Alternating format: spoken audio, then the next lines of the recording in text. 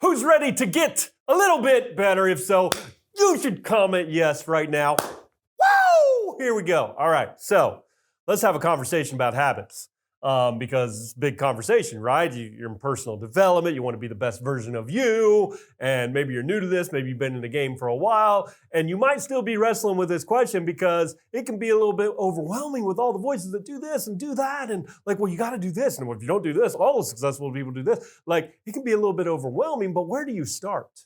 And so the question I want to answer here is, which habits will change my life? Have you ever wondered that? Which habits, like, guaranteed are going to change my life? Well, that's a pretty loaded question, but I'm going to do my best to give you some nuggets that could help you process that big question, because I believe that your habits will determine your destination. What's the quote? I can't remember who to give credit to, but we are what we repeatedly do. It's true. Like, your habits have power in your life, and what habits you integrate into your life are going to propel you or limit you. Because we've all got habits, by the way. Everybody knows that, right? Like, you got habits. Some of you got habits of like sitting on the couch and eating chips. Some of you got habits of driving past the gym. Some of you got habits of yelling at people when you get angry. Some of you got habits of powering up on your kids, which, by the way, I've had most of those habits. That last one, a little embarrassed by, but I learned that, like, you can have a habit of getting in the wrong energy. And so I had to learn how to shift from frustration and anger to love, because love changes everything. It really isn't too much to do with habits, but somebody needed to hear that today, I'm guessing. Your love will change the people, not your anger, not your frustration. So live in love and make your relationships like ooze love. Because when you love people well, it wins every single time. Okay, back to habits. So, which habit, like, what if you ask yourself this? What is one habit that has the power to change my life? Well, let me offer some suggestions along those lines. Point number one, I want you to target your habits. Target your habits. Because what is the one habit that can change your life? Well, it's the habit that you need. It's not the habit that, like, Tony Robbins has. It's not the habit that Mel Robbins has. It's not the habit that Gary Vee has. It's the habit that you need to bring the change that you need in your life. So when I say target your habits, I'm saying back up, reflect a little bit, and look at your life and say, where do I need to experience transformation, change the most in my life? If you're low energy all the time, if you're always getting hurt all the time, I don't know, you might want to target something to do with your health and your vitality and your energy. If your relationships are creating stress and anxiety in your life, you might want to target some habits that have to do with that area. If your business is driving you nuts, you might want to target some habits that make you a better business owner, a better leader. Maybe it's not your business, maybe it's your job. What if you targeted some habits about how you show up every day when you come to the office? What if you target some habits about how I'm going to create a leadership habit this year? And here's the one habit you can create for leadership. I'm going to become a better listener. I'm going to make listening my default when I lead my team, before I spout off all the answers, before I give them my wisdom from my vast years of experience, which you probably have, by the way. I'm not diminishing that. But if you would learn to listen a little bit more, you're going to lead better. I had a client today and had a situation with an employee. Anyways, like the employee did not handle himself well. There was a bit of an explosion. But my client, I was so impressed because his EQ is up here. And he could have powered up. He could have matched that negative, angry energy, but he didn't. He just listened. And he took ownership of what he could. And he asked some really great questions to, like, shift the conversation. And that is the power of listening as a leader. Man, you guys are getting a lot of bonus little tidbits in here. So, number one, what's the one habit that can change your life? The habit that you personally, for right where you're at right now in this season of life with the stuff you're dealing with today, that's the habit that can change your life. So ask yourself, where do I need change? And target a habit in that area. Number two, just a simple phrase, Keystone Habits. Keystone Habits, I don't know who originated the term. I think I read about it in the book, The Power of Habit by Charles Duhigg. Great book. By the way, let me just rattle off a couple other resources here. Atomic Habits, my all-time favorite now, about the power of habits, newer book. The Compound Effect, tremendous book. Trying to think. Those are top few for me around habits. So great book. Another one that's not specific to habits, but there's a lot in there on it is The One Thing by Gary Keller. All great resources. If you feel like you need to do some work in these areas, pick up a resource. You don't have to learn it on your own. But this concept of keystone habits, a keystone habit is one that when you establish it, it is going to have a ripple effect into every area of your life, right? So it's not just going to affect one thing, but there's going to be a ripple effect. So where do you need to create some ripple effect?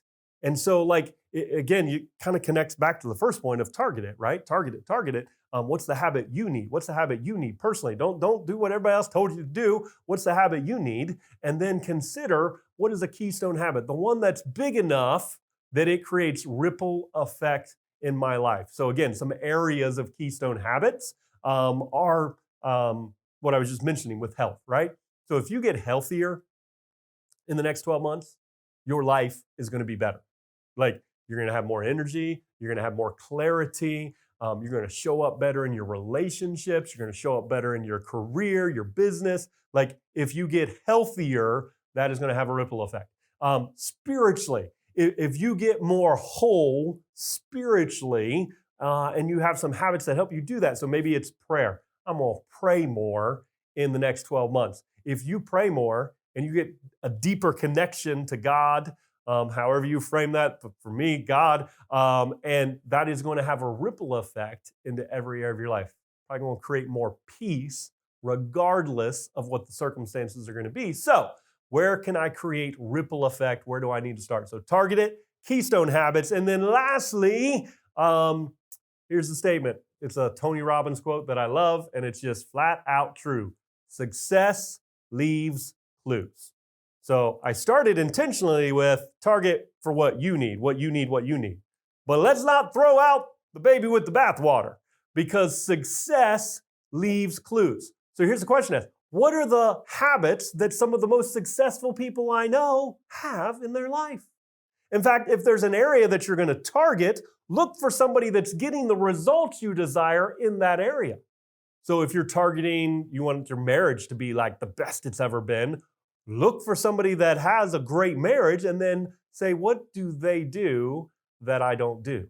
Spiritually the same way, right? So there's all kinds of different categories of habits, but could I just rattle off a few of the habits that, from my experience and from my study, because I didn't just make this up, I started to study and I looked at what successful people do. And so most of these are ones that I discovered and then integrated into my life. But morning routine. Yeah, I said it, morning routine. Now, I love the book, The 5 a.m. Club. Absolutely love the book. I started with the book, The Miracle Morning by Hal Elrod. Great book that kind of got me started in a morning routine. I'm not saying you got to wake up at 5 a.m. Like, your morning routine could be at 9 o'clock for all I care. But what I am saying is, if you take time, like successful people take time at the beginning of the day to invest in them. Morning routine, I'm not talking about brushing your teeth and putting your clothes on. I mean, that's good. I'm glad you're wearing clothes. Everybody around you right now is glad you're wearing clothes. But I'm talking about, what are you doing to invest in you, to build yourself up before you go out there to serve the world and give your greatness to the world. You got to take care of you, because you can't pour from an empty vessel. So morning routine is, it's just there. Like, so many, you look at successful people and they talk about that. Not everybody, but a whole lot do. One that can tie into that is journaling. I don't know.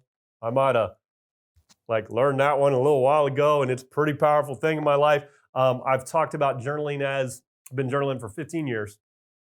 And journaling, if you're any Lord of the Rings fans, it is the one habit to rule them all. Some of you are like, I don't know what he's talking about. But I'm telling you, it is. It is like the big deal habit because all like God's best work that he does in my life happens in this journal. Everything from visioning to processing to limiting beliefs to prayer to Bible study to vision for the business to how I'm processing leadership, how I'm growing in my marriage, how I'm parenting my kids, all that stuff, all like best work happens in the journal. And so the number of successful people that journal is astronomical. You should do it. I got a 60-day journaling challenge. If you'd like to know about that, drop me a message there. I'll send it to you. I already mentioned this multiple times, but health, diet, and exercise, yep, you need that. You need to do it.